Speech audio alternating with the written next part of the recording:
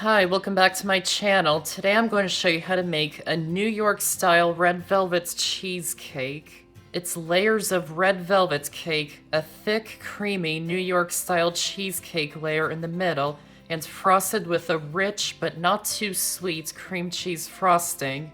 They call this a skyscraper cheesecake because it's so tall.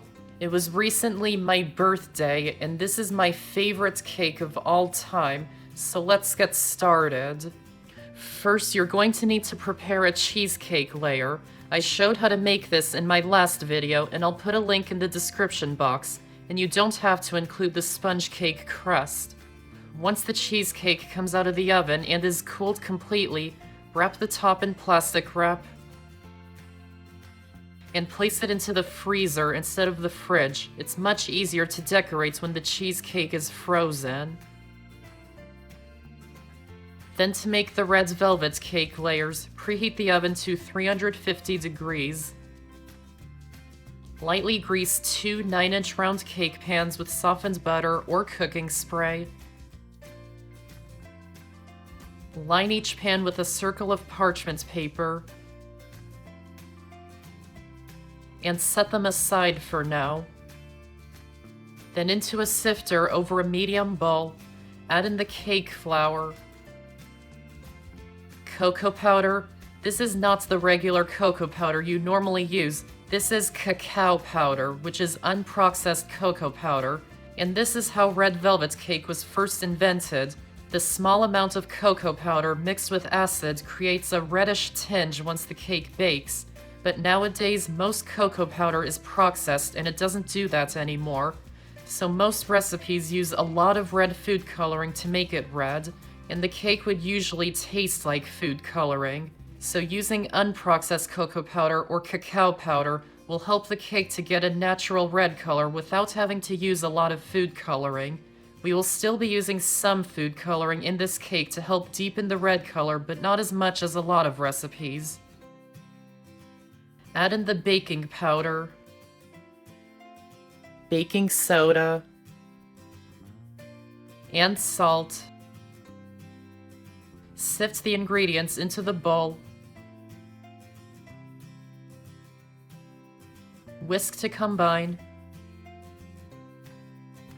And set it aside for now. Then into a separate small bowl or into a liquid measuring cup, add in the heavy cream and red food coloring. Beat them until well combined and set aside for now. Then into the bowl of a stand mixer or a large bowl, and you can use an electric hand mixer if you don't have a stand mixer. Add in the softened butter and sugar and cream them on medium speed for a few minutes until they're light, pale, and fluffy.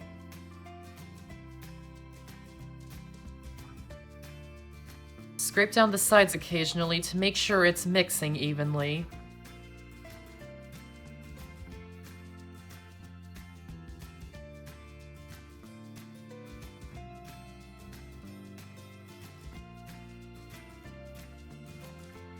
Then separate the eggs that are at room temperature. Try not to get any traces of yolk in with the whites.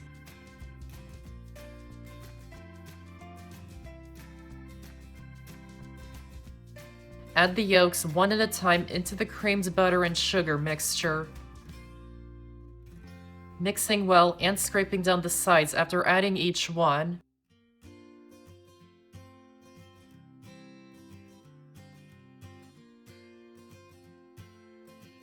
Then add in the original unsulfured molasses, not blackstrap.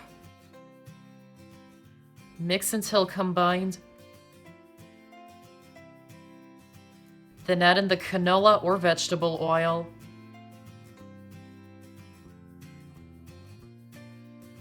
And vanilla extract.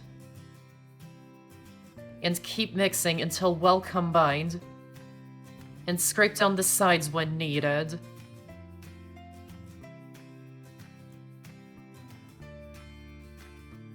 Then alternate adding the dry and wet ingredients into the mixture Start by adding a third of the dry ingredients. Mix by hand until just or almost combined. Add in about half of the wet ingredients. Mix until just or almost combined. Then repeat, ending with the dry ingredients.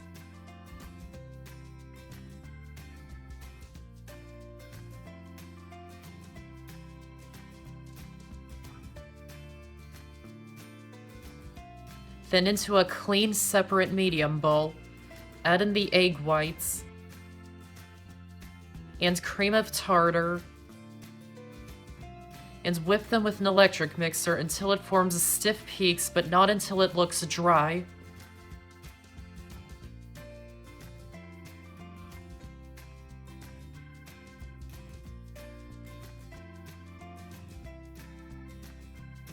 Add about a third of the whipped egg whites into the batter. Mix until combined to lighten the mixture. And add in the rest. And fold them in gently just until combined and there's no more streaks of white.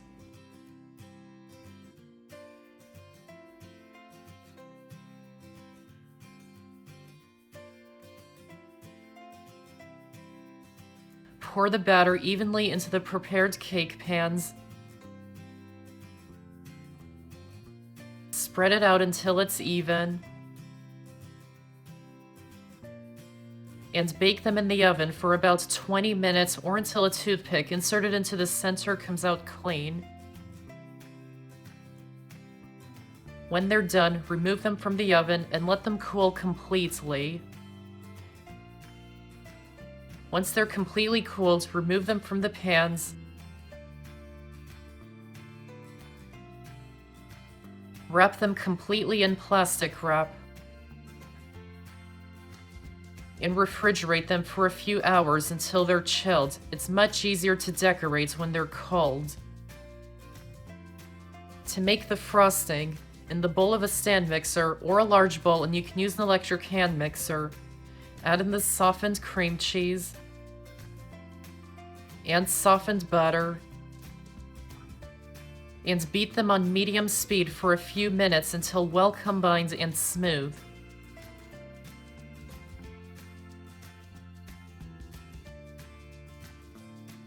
Scraping down the sides so everything is mixing together.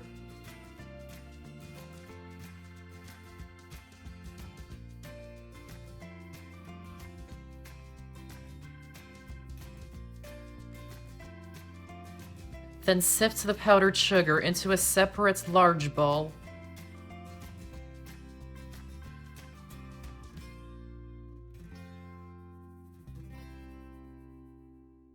And add it a little at a time into the cream cheese and butter mixture.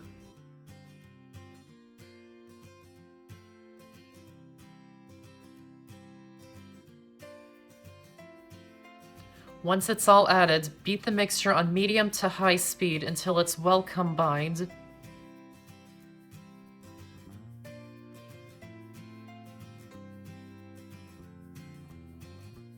Then add in the vanilla extract. Beat it in until it's combined. Then add in the heavy cream. Mix until it's combined. And beat it on high speed for a few more minutes. And scrape down the sides when it needs it.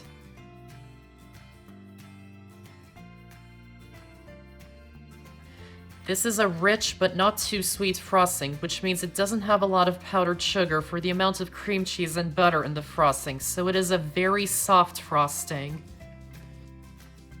So after beating, cover it in plastic wrap and place it into the fridge for a few hours so it gets cold and stiff. You can also place it in the freezer for about 30 minutes. Then take it out of the fridge or freezer and beat it again so the whole mixture gets cold. Then mix it by hand to combine all the ingredients. And whenever you're not using it, keep it wrapped in plastic wrap and in the fridge so it stays cold and stiff. Remove the chilled cake layers from the fridge. Trim off the tops so they're flat.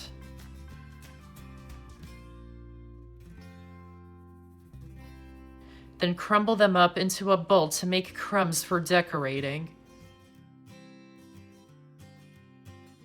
Remove the frozen cheesecake from the freezer and remove it from the pan. Then to assemble the cake, spread a little frosting onto the cake board. Add one of the cake layers onto it. Spread on a thick layer of frosting.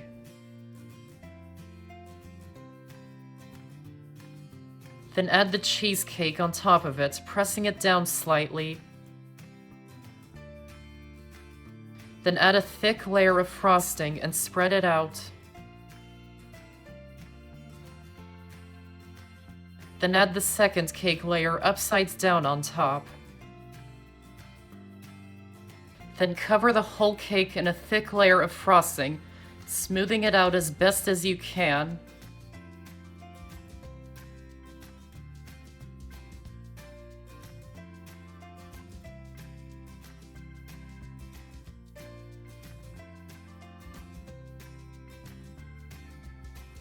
Then take the cake crumbs and press them all around the sides of the cake. I'm just putting them onto the lower half of the cake.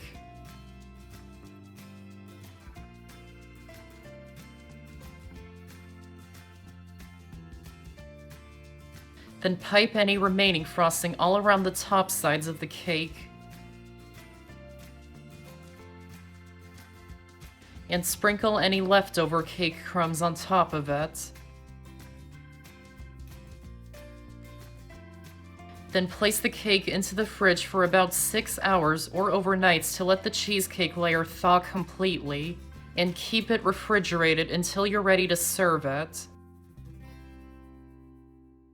To make clean cuts when you serve, dip a sharp knife into some hot water, dry it off with a paper towel, and cut out a slice. Keep dipping the knife into the hot water and dry it off after each cut.